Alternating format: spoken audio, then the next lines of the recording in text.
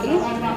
ఇక్కడైతే ముక్కోటి ఏకాదశి పూజ జరుగుతుంది ఫ్రెండ్స్. చూడండి భక్తులు చాలా మంది ఉన్నారు ఫ్రెండ్స్. చూడండి ఫ్రెండ్స్ ఎంత బాగుందో చూడండి ఫ్రెండ్స్. ఇక్కడ బాగుంది ఫ్రెండ్స్. ఇక్కడ ముక్కోటి ఏకాదశి పూజ జరుగుతుంది. చూడండి చూడండి ఫ్రెండ్స్. మేమైతే ఇక్కడికి పూజ చేయించుకోవడానికి వచ్చినామండి. గుడికి వచ్చినాం ఫ్రెండ్స్. చూడండి ఫ్రెండ్స్. చూడండి